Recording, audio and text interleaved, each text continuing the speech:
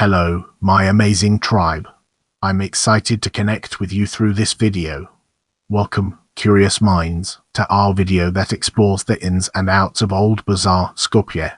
The Old Bazaar, also known as Turkish Bazaar, is a bazaar located in Skopje, North Macedonia, situated on the eastern bank of the Vardar River, stretching from the stone bridge to the Bit-Pazar and from the Skopje Fortress to the Serava River. The Old Bazaar falls primarily within the borders of Čair Municipality, but a part of it is located in Centar Municipality.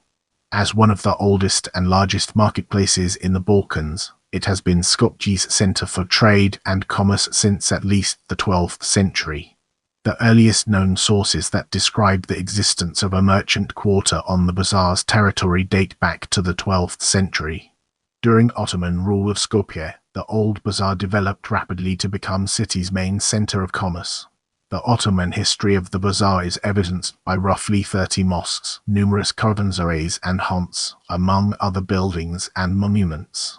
The bazaar was heavily damaged by the earthquake in 1555, the burning of the city in 1689, the earthquake in 1963, as well as during the First and the Second World Wars, and faced various rebuildings following these events. Beside its importance as a marketplace, the Old Bazaar is known for its cultural and historical values. Although Ottoman architecture is predominant, remains of Byzantine architecture are evident as well, while recent reconstructions have led to the application of elements specific to modern architecture.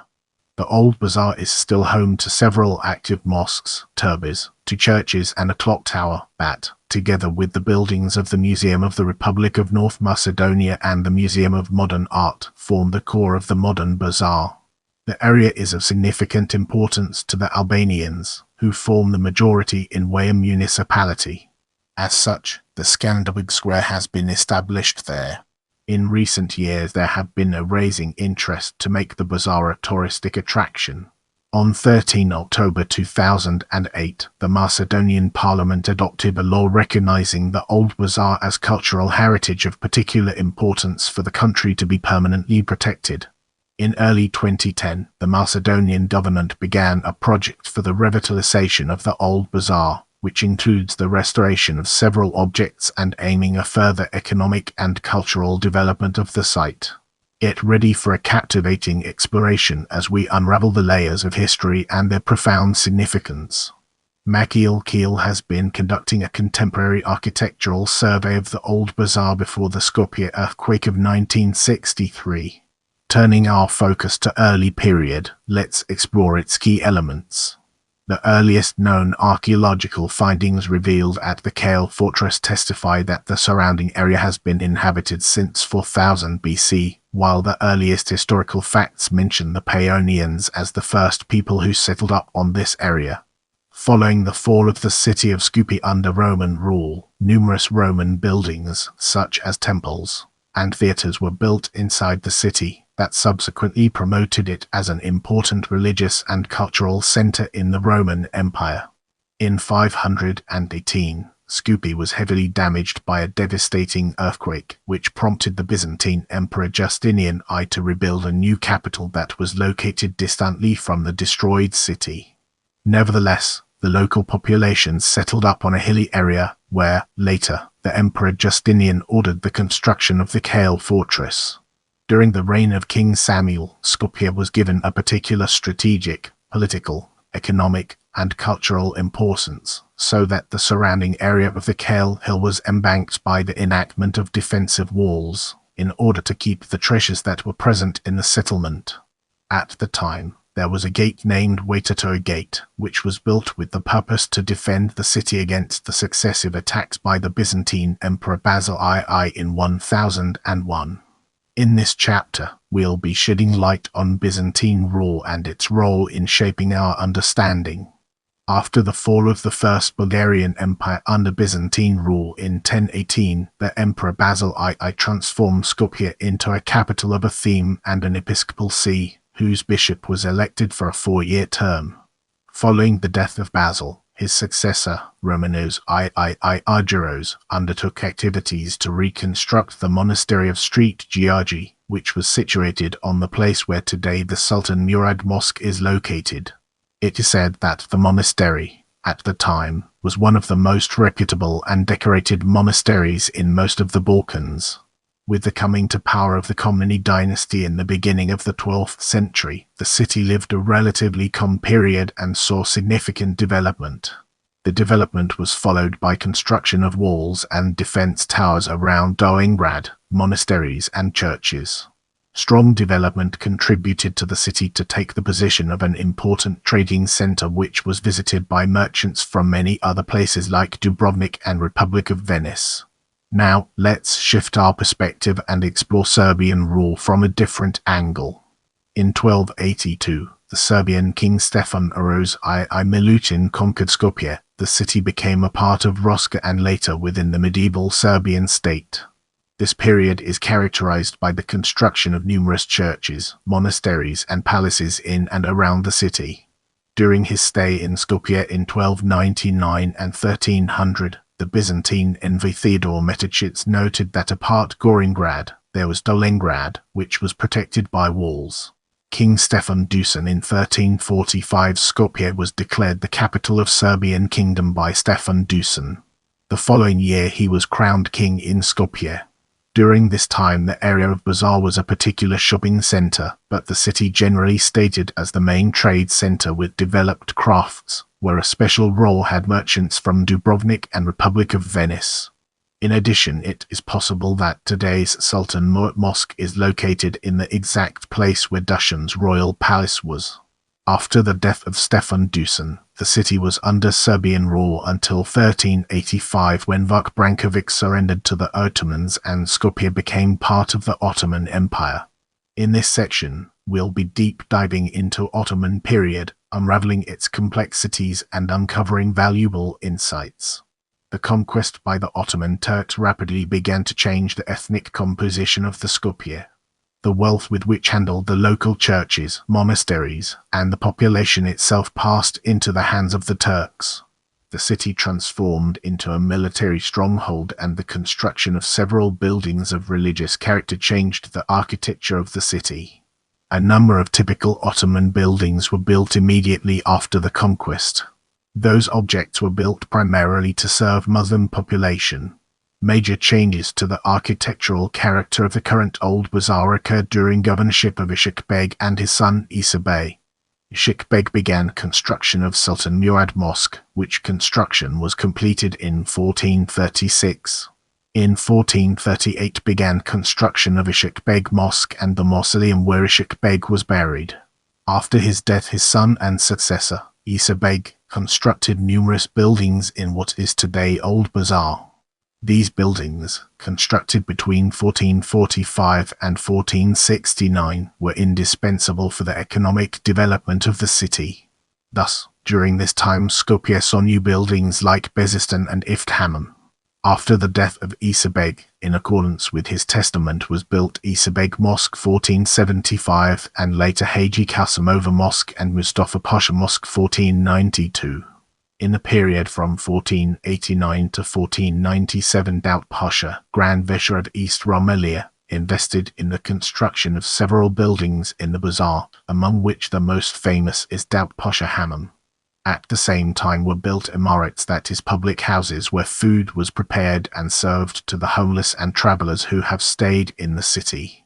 During the 16th and 17th centuries, the bazaar reached its urban and economic zenith, developing into one of the greatest oriental bazaars in the Balkans. The accelerated development of trade and the construction of new stores and facilities continued further. In 1504, near the bazaar, Yahya Pasha built Yahya Pasha Mosque, which still survives today. Krumlihon Inn was built in the middle of the century, and in 1543 began the construction of the Church of the Ascension of Jesus, which was the first Christian project that was approved during the Ottoman period in Skopje. The strong earthquake which struck in Skopje 1555 caused massive damage in the bazaar, but the city soon recovered and continued unimpeded development of trade. During this time most of trade took place thanks to the influential Jewish colony, and other colonies were created like that of merchants from Dubrovnik. In this part of the video, we'll be delving deeper into Yugoslavia and analyzing its key components. There are preserved important buildings of the Ottoman period within the Old Bazaar. The buildings have undergone changes in their social, religious and cultural usage, such as mosques that were linked with madrasas, caravansaries, libraries, water fountains and burial chambers. Following the 1963 earthquake, urban planners pursued a Museification of the area, reserving it mainly for foreign visitors, and ideological reasons for doing so were based upon Yugoslav socialism and its understandings of secularism and modernity. In this section, we'll be shedding light on independent Macedonia and its impact on our understanding of the subject. For some months following the inter-ethnic conflict of 2001, Macedonians were cautious and hesitant to stroll around the Old Bazaar, as the place was associated with criminality, uncleanliness and Albanians by Macedonians. From 2005 onward, Čair Municipality outlined a vision for the capital city's historic core and implemented policies that promoted the revival of the Old Bazaar to its former Ottoman state with specific boundaries for the area. Its initiatives include the refurbishment of the area's historical architecture, inaugurating a jazz festival, opening a house of the esnaf professional guilds with Ottoman-era origins, and reserving a hall for the arts and music. The urban planners of Čair, mainly Albanians, view the Old Bazaar as characterized by its Ottoman heritage and identity that was neglected or destroyed by architects from the Yugoslav and post-Yugoslav eras. The local Turkish community of Skopje has significantly contributed to the history of the Old Bazaar and supported initiatives for the refurbishment of Skopje's historical core associated with the Ottoman period. Due to 5 centuries of Ottoman rule, the Old Bazaar is still filled with preserved Ottoman-style buildings, narrow cobblestone walkways, many mosques and small craftsmen shops. The Old Bazaar is a travel destination for tourists from overseas. Now, let's shift our focus to public opinion and embark on an intellectual exploration of its various dimensions. Different perspectives based on community experiences of the space exists among Albanians and Macedonians of the history of the Old Bazaar. For local Albanians, the Yugoslav era and its socialist understanding of architectural modernism resulted in neglect and failure to properly restore Ottoman religious heritage in the area. Tourism existed and the area economically benefited until the Yugoslav financial crisis of the years. Following independence in 1991, the political elite in power took a nationalist path, and as the Old Bazaar is perceived as Albanian, it was allowed to decay. A refurbishment initiative during the years on the old stone bridge prevented people from crossing the structure, and it resulted in negative economic effects for many craftsmen of the Old Bazaar. Following the 2001 conflict and the 2004 redrawing process of municipality borders, against a backdrop of limited state funds, the Old Bazaar has flourished once again due to a proactive mayor, municipal actions and initiatives resulting in new urban development. For local Macedonians, the Old Bazaar of the years was industrious, lively, disorderly and a multi-ethnic place where Macedonians, Albanians, Turks and Romani lived, traded and worked alongside each other. Over a span of 20 to 30 years, the area underwent a demographic change of urbanization, and it became reflected in the usage of the Latin alphabet and Albanian writing in shops of the Old Bazaar. At the beginning of the years, the Old Bazaar was associated with Albanian criminality and the black market. Toward the end of the decade, the Old Bazaar was still a popular place for Macedonian youth to socialize with friends. The historical core of Skopje was viewed as more aesthetically pleasing, unlike the southern half of the capital with its socialist-era buildings.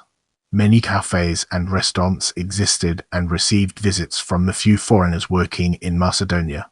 The conflict of 2001 was the turning point, as Macedonians abandoned the Old Bazaar for the right bank of the River Vardar, especially after new restaurants and bars opened in that area. Following those transformations, the Old Bazaar gained an Albanian character. Get ready to immerse yourself in the world of Byzantine as we examine its impact and relevance. Skopje's Byzantine, a covered market, was built in the 15th century by Gazi Ishak Bey, the Sultan's Skopje regent. It was destroyed by a fire in 1689 and was later rebuilt. The Bezistan has looked the same since its renovation in 1899. In this section, we'll be peeling back the layers of Clock Tower to reveal its true essence. Skopje's Clock Tower, built in the 16th century on the foundations of an older edifice, is located just north of the Sultan Murad Mosque. Originally built of wood, the top was replaced with bricks in 1902.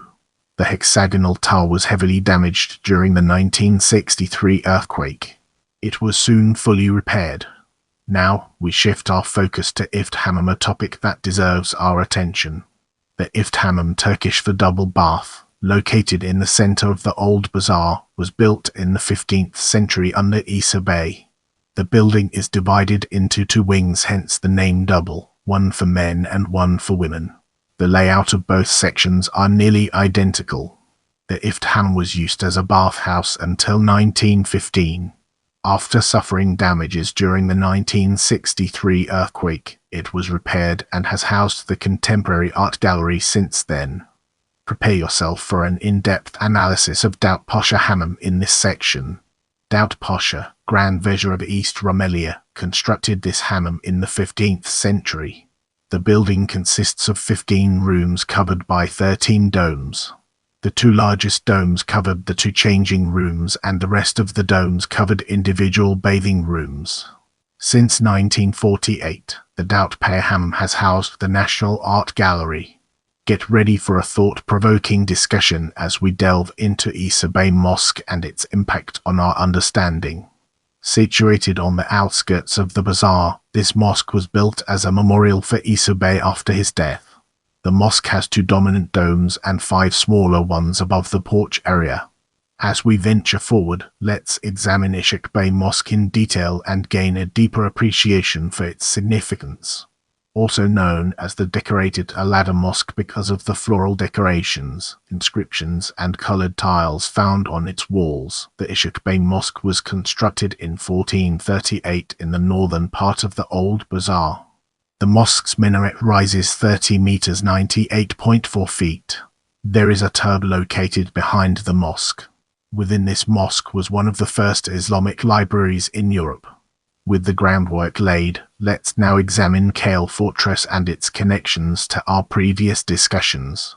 Located on the highest hill in Skopje, overlooking the city and the river, the area upon which the fortress was built was first inhabited in prehistoric times, according to archaeological findings. Most researchers believe that the fortress was first constructed in the 11th century. In the following segment, we'll be examining Kapanhon in greater detail. One of the 3 remaining caravanserais in the Old Bazaar, the Kapanhon was built in the 15th century. The rooms in the upper floor were available to guests, while the ground floor was used as a stable to house the guests' horses and cattle. Now let's dig deeper into Kapanhon and unveil the hidden treasures it holds within. The largest of the 3 remaining caravanserais, the Kapanhon Turkish for lead-in, was built by Muhsin Olza, the son of a scientist at Sultan Selim I's court, in the 16th century. The roof of the inn was once covered in lead, hence the name, but was removed during World War I. The Kapanhon also has several small pyramidically shaped domes. The building has a ground floor, which housed the cattle and horses, and a first floor, which housed the guests. The attached mosque, built in the 17th century, and most of the hammam, built in the 15th century, were destroyed in the 1963 earthquake. Today, the former hon houses the statue collection of the Museum of the Republic of North Macedonia. With our foundation established, it's time to explore Mustafa Pasha Mosque and its relevance to our overarching theme. The Mustafa Pasha Mosque, built in 1492 by Mustafa Pasha on an older Christian site, stands above the Old Bazaar, near Čair Fortress.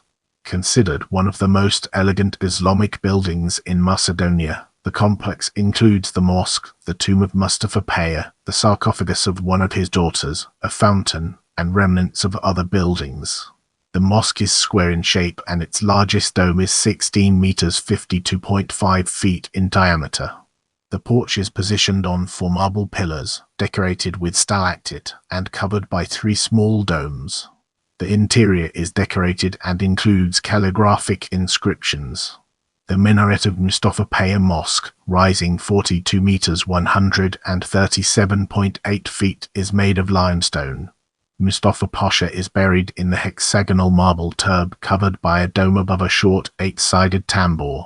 Yumi, one of his 4 daughters, is buried in the decorated sarcophagus which includes Persian inscriptions on 2 of the 4 walls.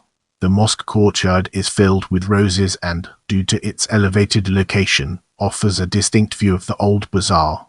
In the next portion, we'll be immersing ourselves in the realm of Church of the Holy Salvation and examining its broader implications. Constructed in the 19th century on the foundations of an older church, half of the church was built underground as it was illegal under Ottoman rule for Christian buildings to be taller than Islamic buildings so mosques could dominate the city skyline. The church got its present appearance in the 19th century. The church's iconoclastis was carved in wood and is 10 meters 32.8 feet long, 4.5 to 7 meters 14.8 to 23 feet in height. Revolutionary Gostoliv is buried in a white stone sarcophagus in the church's courtyard. Brace yourselves for the next chapter, where we'll be dissecting Stone Bridge. The stone bridge, across the Vardar River, connects the Old Bazaar to Macedonia Square in the new part of the city. The bridge, built in the 15th century under Sultan Murad, was built of stone blocks as its name suggests, which has helped it survive the fires and earthquakes Skopje has seen. The stone bridge has had the same appearance since it was first built. The bridge has 12 semicircular arches and is 214 meters 702 feet longitude. During Ottoman rule, countless executions were conducted on the stone bridge. Let's now enter the realm of Suleyhon and discover the fascinating stories it has to tell. The Suleyhon was built under Ishak Bey in the 15th century. It has 2 floors, with the upper having 54 rooms for the guests and the lower for the guests' cattle. It was fully repaired after sustaining heavy damage during the 1963 earthquake. The hall today houses the Skopje Academy of Art and the Old Bazaar Museum. The spotlight now falls on Sultan Murad Mosque as we delve deeper into its details. Sultan Murad built this mosque in 1463, just south of where the clock tower would be built. The mosque has remained mostly undamaged through the fires and earthquakes Skopje has sustained. The Sultan Murad Mosque is rectangular in shape, with a porch including 4 columns with decorated caplets, connected by arcades. Get ready for an enlightening exploration as we dig into Bit-Pazar and understand its role in the broader context. Bit-Pazar is part of the wider area of the Yarija or Old Bazaar. Skopje's largest market, Bit-Pazar, is located next to the Old Bazaar proper and retained its multi-ethnic and multilingual environment where rural people come to sell farming produce and locals conduct business. During 2007-2008, a gate was built called the Ottoman Door to separate the Yarija and increase its individuality from Bit-Pazar. Now, let's delve into the intricacies of Skanderbeg Square and explore its various aspects. An existing statue of Skanderbeg, an important historical figure to ethnic Albanians, is the main fixture of a square that bears his name, located at the entrance to Skopje's Old Bazaar. The square's total cost is estimated at around €10 million and was completed in 2018. The square covers 28,300 and 1,389 ft and extends from the Macedonian Philharmonic and Macedonian Opera to the Old Bazaar. To accommodate construction, a portion of the square was built on top of Gostoliv Boulevard. Aside from plenty open space, the square contains an amphitheatre, a fountain, and underground parking. In the upcoming section, we'll be dissecting gallery and exploring its intricate connections to art topic. Skopje Fortress, Skopje Fortress, Filiasak Bay Turb, Along Mosque, Skopje Turb, Atishat Bay Mosque, File Old Bazaar Street in Old Bazaar, Fire Skopje Dout Passion Hammam, View over Dout Paya Hammam, File Satelska Skola, Ostotakop Cold School, Fire Skopje Clock Tower of the Old Bazaar, File Street in Skopje Op Street in Old Bazaar, File Mustafa Paya Mosque, Skopje Mustafa Paya Mosque, File Stone Bridge in Skopje Stone Bridge, Fire Clock Tower of Street, Dimitriop Clock Tower of Street, Demetrius Church, File Tomb of Gostilov in Skopje Gostilov's Tomb at Street, Spos Filisa Bay Mosque, Skopje Opisa Bay Mosque, Filea View from Old Bazaar, View from Old Bazaar, Fire Bit-Pazar, Ottoman Gate of Ottoman Gate, separating the Old Bazaar north and Bit-Pazar south.